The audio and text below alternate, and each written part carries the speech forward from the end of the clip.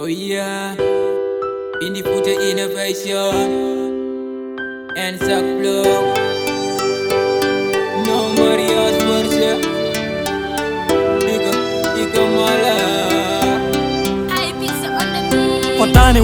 Fotani wonde dum woni ko bonde mariage hande wattama comme non jeygu bas acce jom kabbe adde asinno debbo yida heddo inna forcé aduna joni boni wonti intérêt be natti dewde yidde be tali tango habere gondo duubi ladde atta jabbe sikko kecco hokke be cende yide ndirnobe o lo kore brisé jinnabe ngacce nedde mo yidi o hokke o jeewe jawdi sabu Allah non ko itta watta mo bonne gilli hasini yodi wona kinna fadda odo sikko debbo be moni jangde mum be mbolki avenir mum pourtant c'est is the clever la mère élève mariage forcé n'était pas son rêve oh my god mbarjinna makko mijetako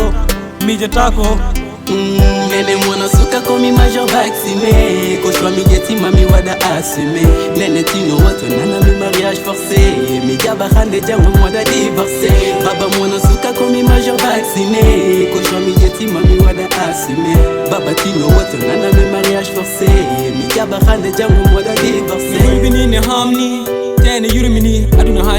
aduna hande ene metti kalko sabi tewle hande ene porse sukabe meden berde mabbe ene komte darna fuddirino o gile jamal nyana fo o cormami certumami kongol bab njaba walla jalta gallo berde suko metti mijoji kewi wattidi no ko dogal forso yaw nyande huma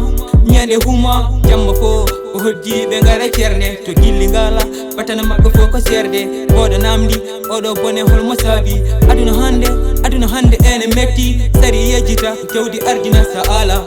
aresata bo wangida Nene mwana suka komi major vacciné Koshwa mijeti mami wada assumé Nene tino wato nana mi mariage forcé Mija bahande jango mwada divorcé Baba mwana suka komi major vacciné Koshwa mijeti mami wada assumé Baba tino wato nana mi mariage forcé Mija bahande jango mwada divorcé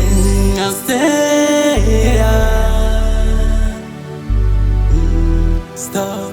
let's stop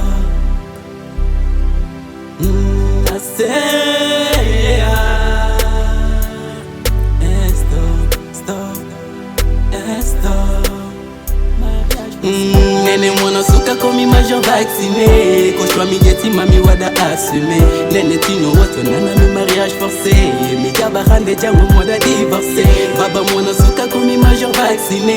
Koshwa mijeti mami wada assumé Baba tino wato nana mi mariage forcé Mija bahande jango